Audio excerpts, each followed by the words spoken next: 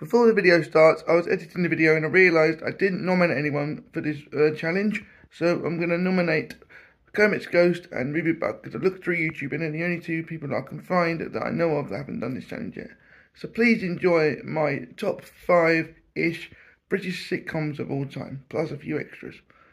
Back to the past. Hello everyone, it's Ben from the chair to give you a new video today, and this has been asked for and tagged in by Big Paulie. This is my top 5 breast sitcoms, not best sitcoms, my favourite ones of all time. Now I'm going to break the rules a bit because I had 6, and I thought as an added flavour for people who want to get to know me through this, because comedy is my favourite genre, things. I love sitcoms, stuff, so I thought I'd add in my top 3 radio shows as well. So let's get going.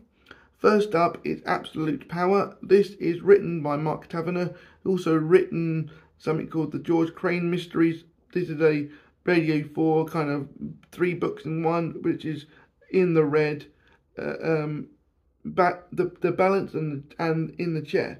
So this is Martin McCabe and Charles Prentice are members of the BBC in this, and then they get sacked in the last pages of In Red. So now they have created their own PR company, Prentice and McCabe. Now this is where Absolute Power comes in. So this stars Stephen Fry as Charles Prentice and John Bird as Martin McCabe. Martin McCabe is a man who is lazy, loves a bottle of claret, and has a first in philosophy. And Charles is a go-and-get-him man who just loves to be out and about and in the Westminster bubble, trying to drum up business, and just likes to be in the mix of the dirty tricks of Westminster. This is based at the time it was filmed in 2000 in Blair's government, where they are being asked to basically, when it starts, they basically got no money and they're being dissolved because they were sacked from the BBC and they have no money. All of a sudden, out of nowhere, they get asked to do something for the government, and somebody called Archie, played by Tony Gardner, comes up and says, "Can you help us with blah blah blah?" And they do. Sometimes Charles can't do it by himself because he's got Martin there, who is just sits there with a bottle of claret going, "Oh, what's the problem? Blah blah blah blah blah. I thought of it," which winds Charles right up. And also, to balance these two reprobates out is their office lackey, and Brain also has her own brains and own morals. She's the moral compass of the show, actually, and that is Sandy, played by Siobhan Hayes. Siobhan Hayes, as we know, was in My Family, so she plays the office trainee management. So she's a trainee and she was in doing office management level 2. So they get her because she's a trainee and doesn't cost anything. So this isn't all about government.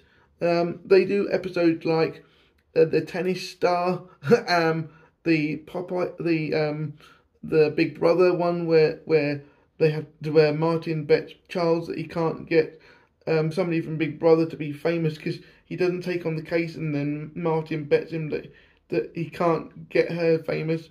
He's like up for the wages for the year, so he takes on the bet. It's not laugh out loud funny, but it is funny. I mean, it's not like ha, but if you like political comedy, this radio show is for you. There is a TV show for 2 series, but I prefer the radio show. So yeah, I think Absolute Power is brilliant. And with the stellar cast of Stephen Fry and John Bird, I think you got a winning combination there. So that is Absolute Power. My number 2 radio show is Old Harry's Game. Old Harry's Game is written and starring Andy Hamilton. This was from 1995 to 2012. But his co-star James Grout was only in series 1 to 4, and then he was too ill, and so they kept delaying series 5, and then he didn't do any more. Andy Hamilton plays Satan, and James Grout plays the Professor Richard Whittingham, who believes that human beings are good creatures, and he wants to prove to Satan that they are. But unfortunately for Professor Whittingham, the prof, he's undermined by Jimmy Marville's Thomas Crimp and Crimp, who he is actually murdered by, and that's how the radio show starts. When you go down to hell, Thomas wants to get out of hell and wants to go back to his normal life, and is scared of Satan, whereas the prof isn't. I mean, that's where the comedy comes from. You know, Satan tries to prove to the prof that, you know, humans are lovely, and he goes, but he's Thomas. And the visual gags in your own mind, because it's a radio show that Satan turns Thomas into many things. A frying pan, an egg, a wasp. Satan turns the professor into a wasp because he's sick of him talking. In one of the episodes, that was one of the final episodes that he was in, they kind of like made him have a line, and then he was a wasp for the rest of it. So basically he turns him into different things and punishes him and in different ways, but the visual gags in your own mind, because it's a radio show, is quite funny. And the depression of Satan, because he used to be you know, an angel, and he wants his wings back, and, you know, would God forgive him and stuff like that. It's quite funny. We have a couple of demons that help Satan. In series 1, we have Stephen McDowell playing Gary. He's only in it for a series because something happens to him. Not going to ruin it if you want to watch it for yourself. And in series 2, to the end, we have Robert Duncan as Scumspawn is the replacement for Gary. And Scumspawn literally idolises Satan, and he will do anything for him and basically lick his butt, basically. It is funny because, you know, Satan is not used to a wet and needy demon as Scumspawn. From series 6 onwards, because in series 5 there was no professor, and there was no so basically that series is a bit of a dud because it's Satan moaning that hell is overcrowded. But from series 6 and 7 and the specials that are afterwards, we have Annette Crosby playing Edith, who is murdered watching Midsummer Murders, and she wants to know why she's murdered. She's not like the professor. She is like stubborn and just will not take no for an answer. And Satan says, but do you know who I am? I'm Satan. No, I don't care. I'm not taking no for an answer. It is hysterically funny. And unfortunately for Edith, she is known by Thomas because Thomas, in his human form, used to go out with her daughter, who he had said many horrible things about. So she's not happy, and she gets put in a cell with him, and she goes, I don't like being here with him. And Satan goes, but this is hell. I'm punishing you. It's funny. It is laugh out loud funny. I'm not sure if I'm making that aware, but this is funny, very funny. The visual gags in your own mind are quite funny. You get to hear about and see, when you don't see it radio, but in your own mind, like political figures of yesteryear. You get to see things, people like Jane Austen and stuff, and they all come about in comical ways. William Shakespeare has a Birmingham accent. That's funny. There's funny things like that, you know. Shakespeare didn't write some of his plays, somebody else did. That kind of stuff, it is funny.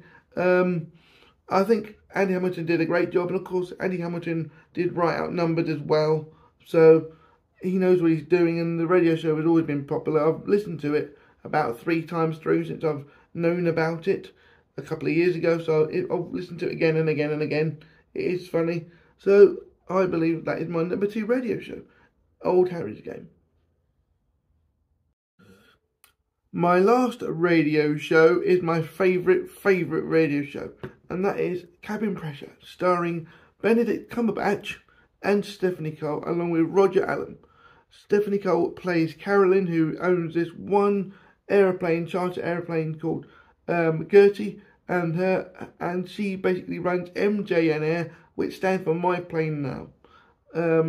Benedict Cumberbatch plays Martin, who is a nervous but competent pilot who has only just passed his license on the 2nd or 3rd go. So he's got a job, and he's got other jobs as well because he's had to pay for his flying lessons over and over again. And then we also have Douglas, who used to be a BA pilot who got the sack for diddling many things. This series is written by John Finnemore, who also stars as Arthur, who is a dim-witted but lovable character who comes along as cabin crew because his mother is Carolyn. This is basically the go-between between Douglas, who is used to be a captain, and Martin, who is nervous and wants to do everything by the book. But because this is a one aeroplane, tight-knit, not spending a lot of money crew, Douglas ends up usually coming up with schemes to steal alcohol because he doesn't get paid much, or telling Carolyn how to cut corners, whilst Martin wants to do everything by the book. So it's like a 3-4-hander pull between all of them, and they try and keep Arthur happy because he wants to be involved. He's such a lovable character, Arthur, because he's so happy and innocent and wants to know things and loves being cabin crew and loves being in the cockpit. Stephanie Cole is the anchor because she's like the mother hen of all three of them. Benedict Cumberbatch, can't believe he actually did this. This is just before he did like Sherlock and one of the MCU, so they got him at the right time. Obviously this was between 2008 and 2014, so just in time. There are 27 episodes, and every episode is a letter of the alphabet, so it's somewhere beginning with A, then B, then C, and the last episode in 2014 was a doubleheader, which is why there's 27 episodes, and that was Zurich. And so basically they go around the world picking up items and people, and it's just the combination of the quick-witted games they play in the cockpit and how Carolyn and Arthur and the crew deal with unruly passengers for any amount of money. So yeah, I think this is brilliant. This is funny. I've listened to it many times. I love this radio show. It's hysterically funny. So I think this is my favourite radio show ever. I think it's really funny. John Finnemore writes a fast-paced, laugh-a-minute radio show, which is very hard to do when everything you do is in your mind. But there are very good sound effects with the plane and stuff, with buttons and whooshes and doors that go off at the right time, that allow you to feel the space in your mind that they're in an airplane or in a bar or something. So it's really, the sound design to make you believe you're watching it in your own mind is very good. So yeah, that is Cabin Pressure. Now on to the main TV, my favourite TV comedy shows of all time. Before we kick off the TV shows, I just want to mention that the lighting is slightly different because it's now evening time and dark, and I just had to stop to eat after I did the radio shows. Anyway, moving on. My honourable mention is number 6, and that is Life's Too Short. This is written by Ricky Gervais and Stephen Merchant, starring Warwick Davis as a version of himself. Basically, Warwick wanted Ricky to write something for him to prove that, people like him can be made fun of and it's okay. And he wanted this because, he just didn't want to play short roles. He wanted it to be a comedy, a proper comedy. And he knew Ricky wouldn't be afraid to write it. Now, Warwick Davis plays a version of himself where he is an arrogant, self-obsessed man who runs as he called it, dwarves for hire. He's a short people that want to play roles, and he always takes the best role for himself and leaves the other people that he manages to take on the roles he doesn't want, or he can't get any roles at all. He has an assistant who is completely and utterly useless, who he just hires because, she needs to be out of the house, apparently. I couldn't find her name actually on Wikipedia when I looked beforehand, so I'm not quite sure what happened there. There is a lot of cameos in this series. That we have Sean Wilkinson, who is from EastEnders, and he says that a lot. I'm from EastEnders. We have Johnny Depp, Liam Neeson, Helena Bonham Carter, Sting, Val Kilmer, all try and do their own bit. Liam Neeson's bit is legendary if you've not seen it by now. And the scene where Warwick goes to the Star Wars convention is why this is on my list, because I was eating a hot dog and I nearly choked to death because it was so funny, because it was so wrong and right at the same time. Somebody was coming up to Warwick and asking him questions that you just don't ask, and was frightened he was offending Warwick, and then asking more and more deeper questions that are actually more offensive, which I nearly wet myself at. There is a scene where Warwick gets bullied, and he goes to the school because he's being bullied online to ask if he can get an apology from the student because he's tracked down the IP address, and it's somebody in an electric wheelchair. I mean, that is hysterical for me because I'm a disabled person, and I found that quite funny. I knew it was someone in a wheelchair because as soon as he said it, I heard the motor of the wheelchair. So that's really cool that he went that far. Most people didn't like it. I loved it. The pratfalls, the actual real life situation, because it's a mockumentary, but it's not real life. But of him having a wife who's trying to divorce him because he's arrogant. She's Sue, who played by Joe Ignite. She was in an episode of Phoenix Nights, and I think she worked with Ricky Gervais before. She's been in other bits and bobs. I can't think what else she's been about. I know she was in an episode of Phoenix Nights. So yeah, I love this show. It's simple humour, pratfalls, Warwick being made fun of whilst being deadly arrogant and serious is hysterical. I don't want to ruin every joke for you by giving you highlights. I'm just letting you know this is one of my favourite shows.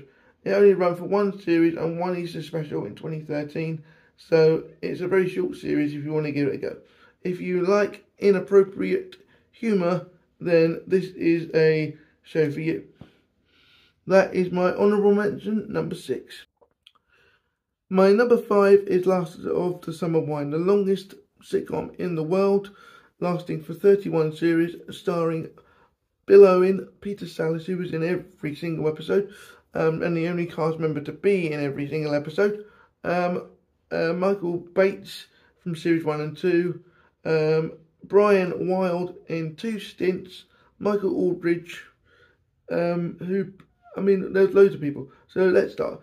Blast of Summer Wine is about 3 old men who go around causing mischief and filling up their day by walking in the countryside of Yorkshire and Home Firth, drinking beer, and not in a member-hating baddie way, but just reminiscing about life and people that they'd met at school, and do you remember so and so. It's a very gentle comedy, but very funny.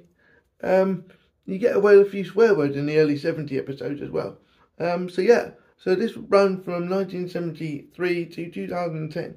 So it's about 35 years old, something like that. It's amazing. And then basically, it changes because Michael Bates sadly died. Then Brian Wilde come in. He plays Foggy Dewhurst, who is an ex-army sign writer who pretends to have army combatant, and every time he comes up against a situation, I could have handled that very differently. Did you see that? And just the class difference and the way Combo doesn't care how he looks, and the stature that he thinks he's good looking in the clothes he's got, and Kathy Staff, who is also in another Roy Clark. Oh, I haven't said this was written by Roy Clark if you didn't know, but we all know that Last of the Summer Wine is written by Roy Clark, and Kathy Staff is in this.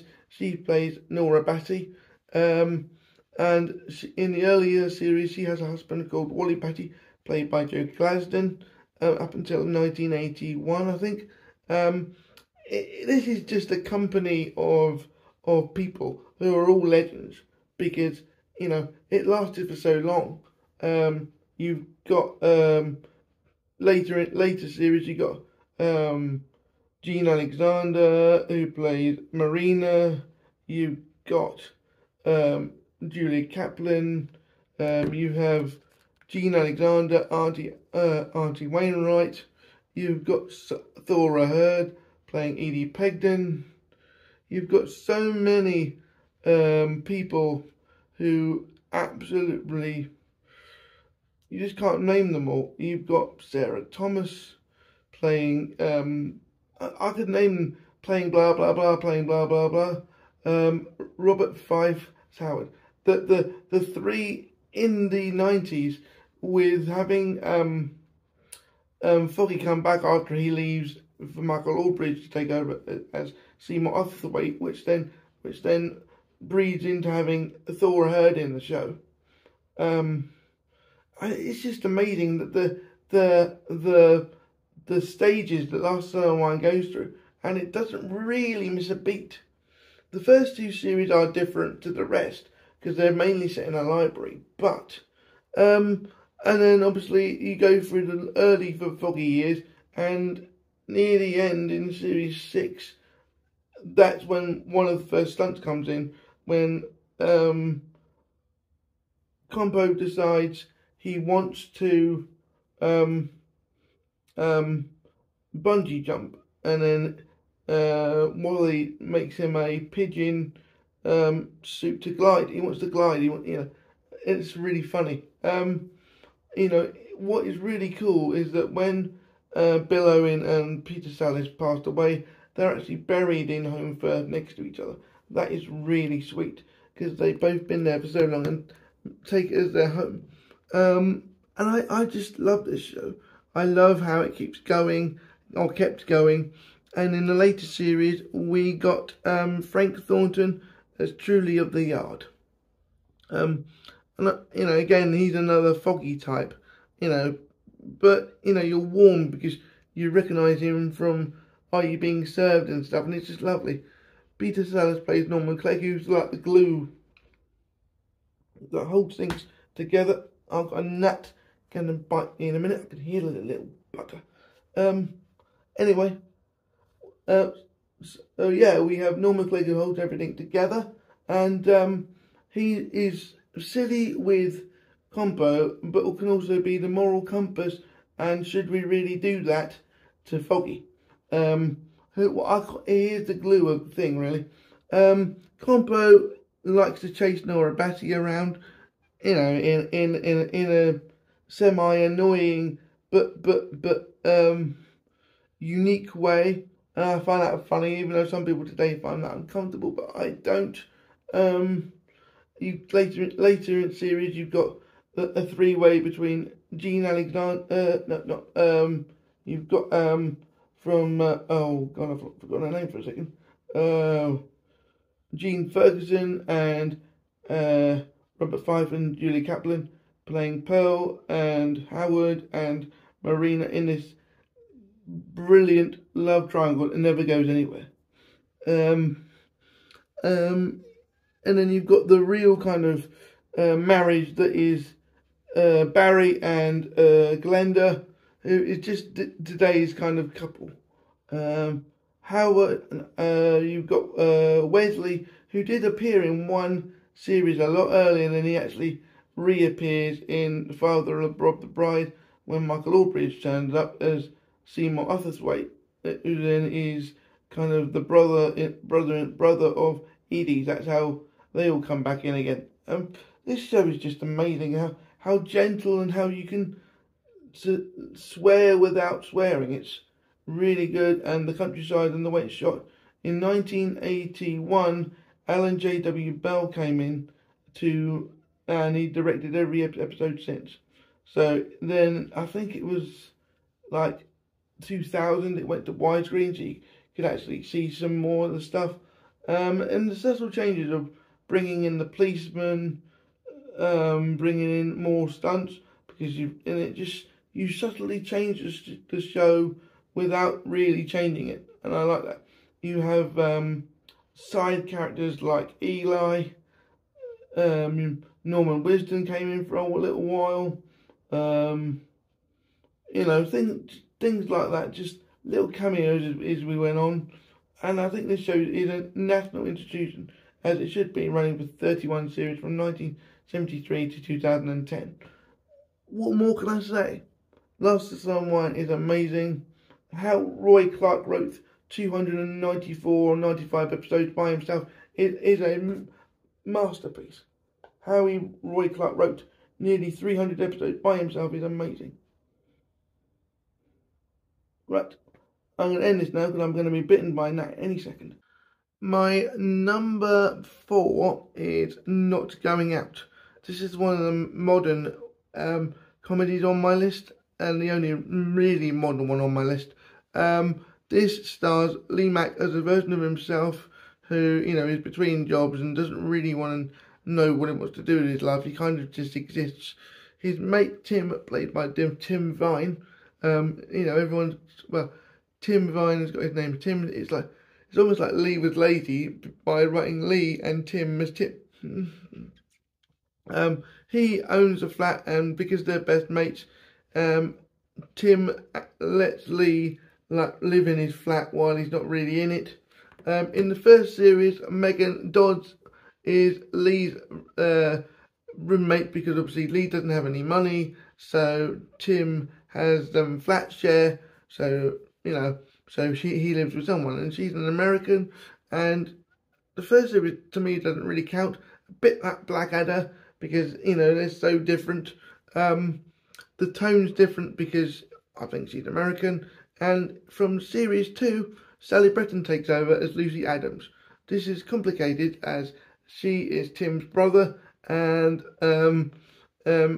Tim gives Lee the task of trying to find a flat replacement because Kate and Tim were actually the boyfriend and girlfriend, and they split up in storyline. So he's trying to find a new flatmate. And because Lee doesn't want to lose the flat, he then decides to tell people things that are wrong with the flat so they don't take on the flat. From series 2 to 4, Miranda Hart had a minor role as a cleaner called Barbara. She plays basically herself from Miranda, just pratfalling, breaking plates, being the world's worst cleaner.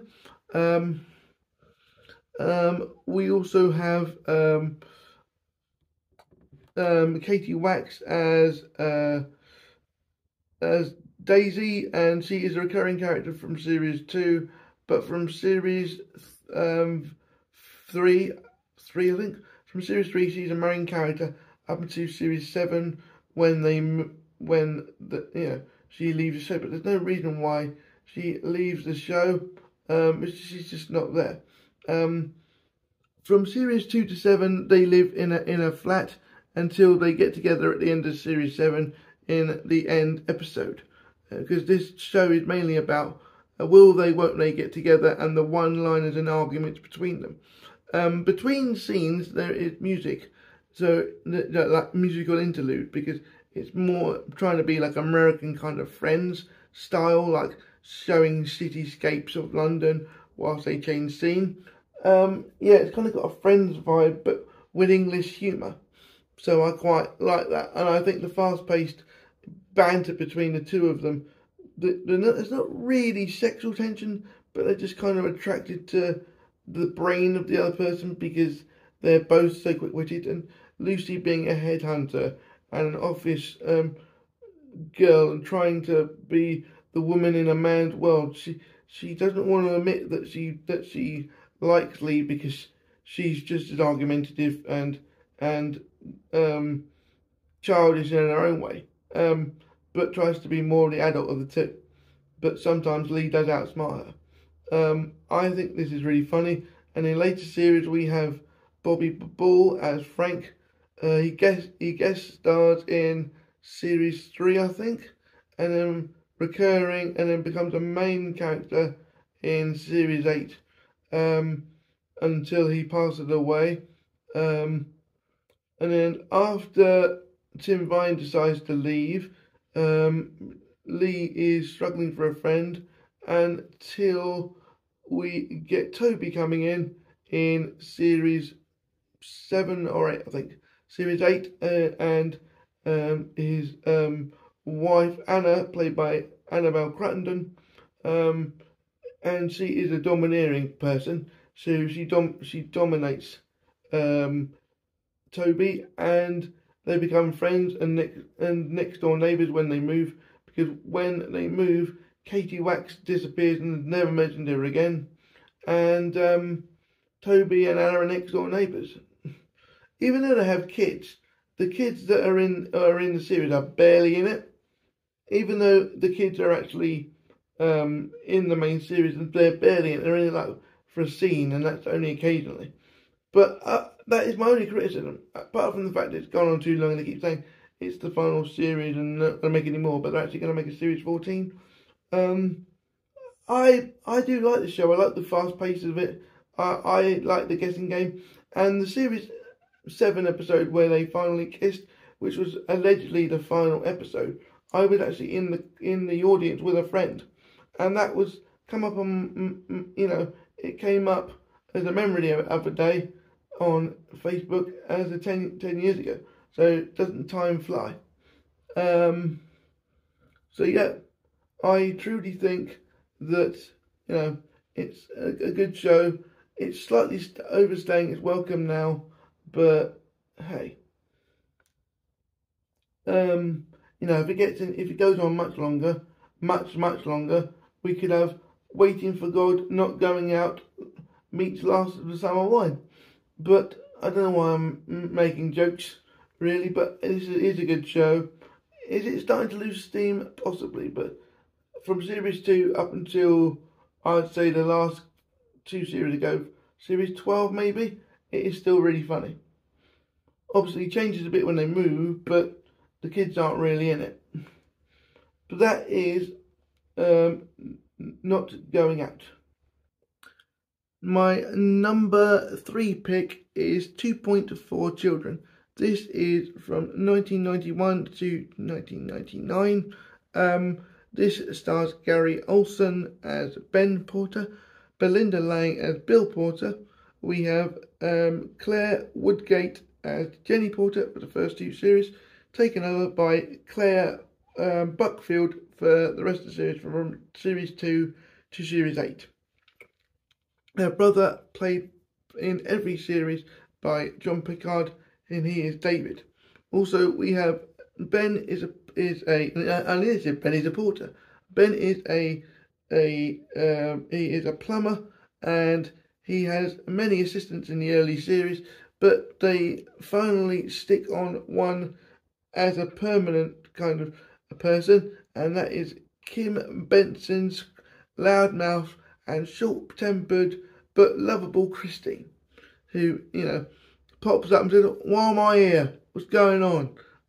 And 2.4 Children is basically what it says on the tin.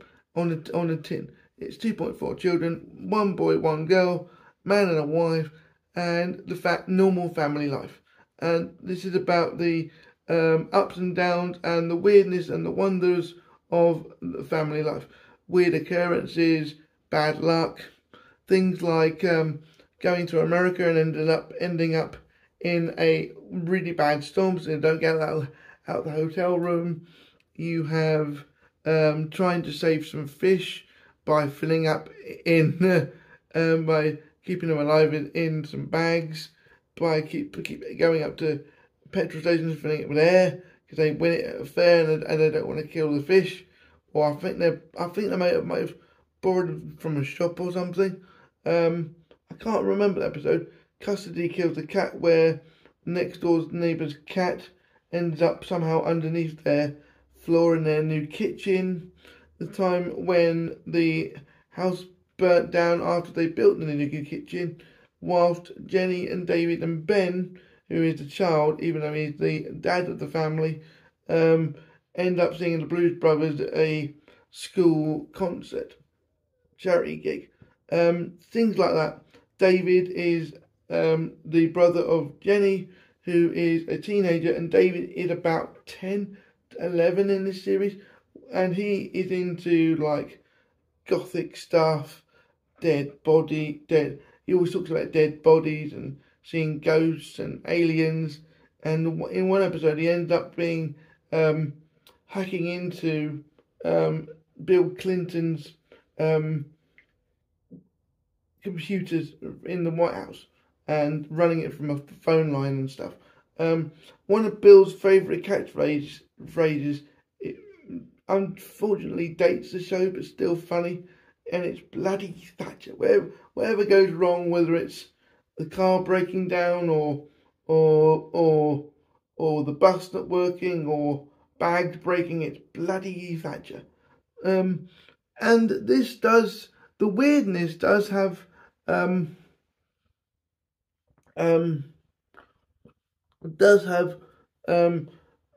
to me has the continuity of another one of my series I like, the weirdness and wackiness of family life. I do like 2.4 Children, and this is the forerunner to My Family, but 2.4 Children is weirder than My Family.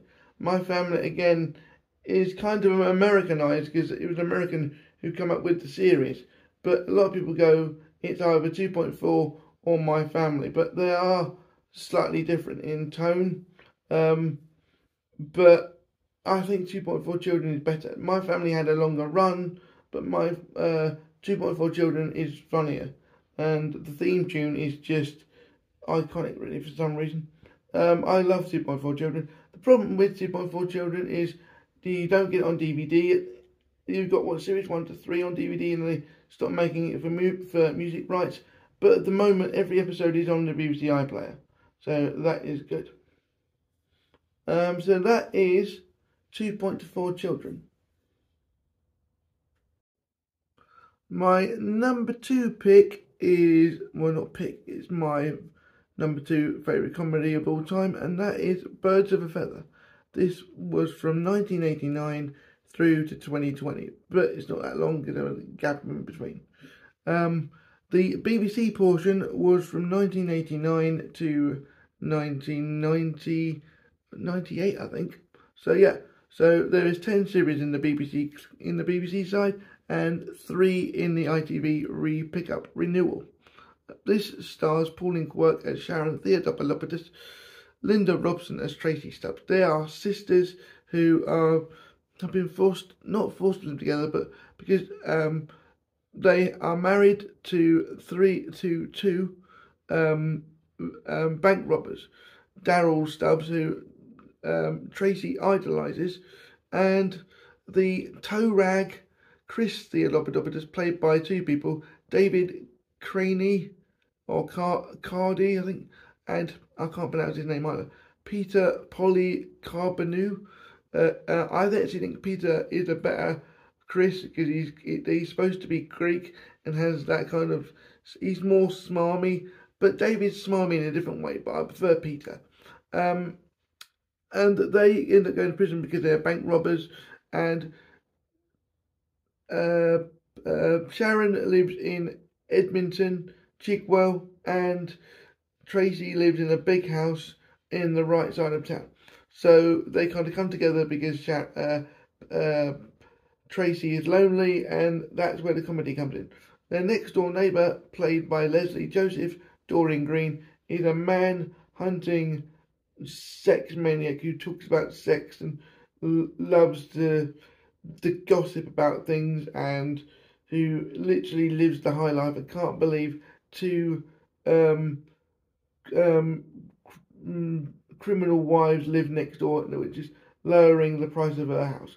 But they become friends somehow, and because she hasn't really got a life door, and it's either sex or, you know, and she's married to somebody called Marcus, who you see once, I think, and the comedy between Sharon and Dorian, the sex jokes about, you know, the sex jokes about different stuff and how she looks, and then Dorian would remark on Sharon's weight, and and sometimes they both pick on Tracy because she's a ditzy Essex girl who can't pronounce certain things and doesn't know certain things. Even though this is about people in prison, after series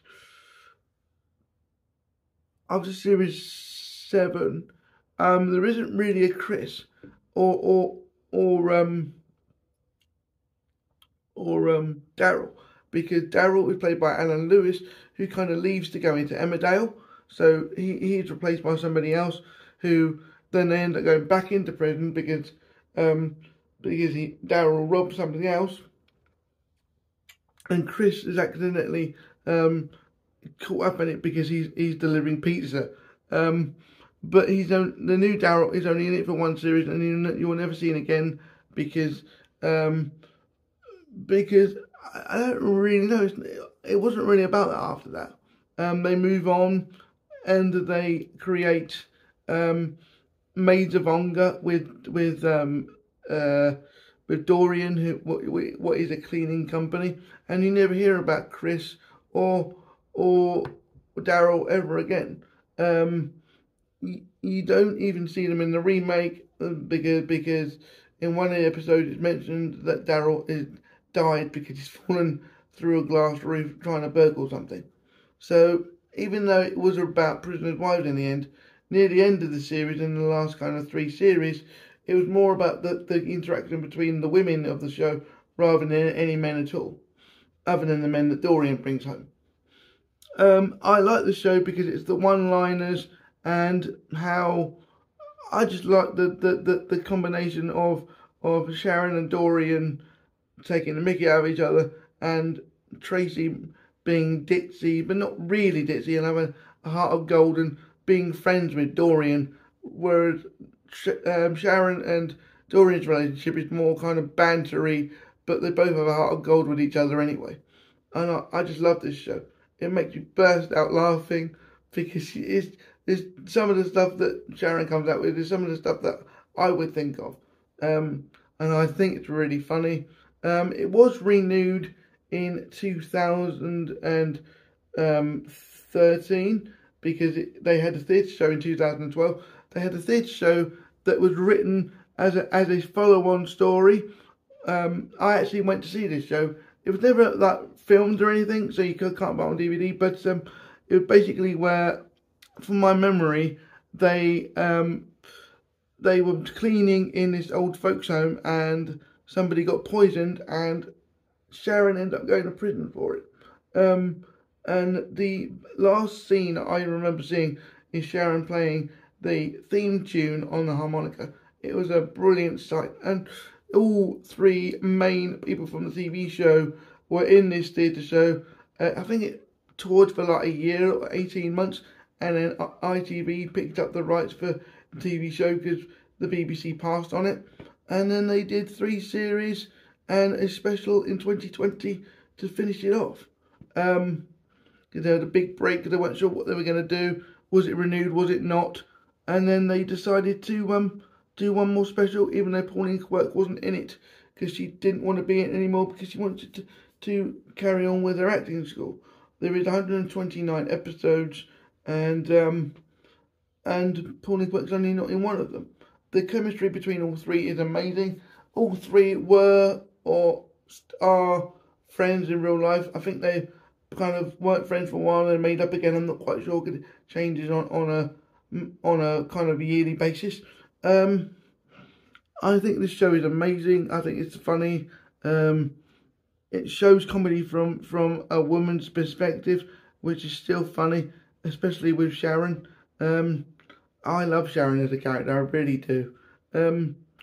So yeah, that is Birds of a Feather, one of my number 2 favourite sitcoms of all time. I don't believe it, we are finally here. What in the name of bloody hell, I've just given it away. Of course, I am talking about One Foot in the Grave. That is my favourite comedy of all time, One Foot in the Grave. One Foot in the Grave stars Richard Wilson as Victor Meldrew, and also his long-suffering wife, played by Annette Crosby, Margaret. Margaret and Victor have been married for 38 years, and she has to put up with his attitude towards many things. Rubbish in the Garden, Twix wrappers, Reader's Digest, Jehovah's Witnesses, things like that. Everything you can imagine in this suburban street can go wrong, does go wrong, and even the weird stuff as well. Also, from series 2 onwards, we have Neighbours Owen Brennan playing Nick Swaney, and Angus Deaton playing Patrick, and Janine Dubinsky playing Pippa. They are a married couple, and the combination between the four of them, Margaret and Pippa are friends, but Patrick and Victor do not get on at all. They are always trying to get back at each other because Patrick cannot believe he lives next door to Victor Mowbray, where weird things always happen that somehow manages to ruin his career chances or just get basically on his nerves.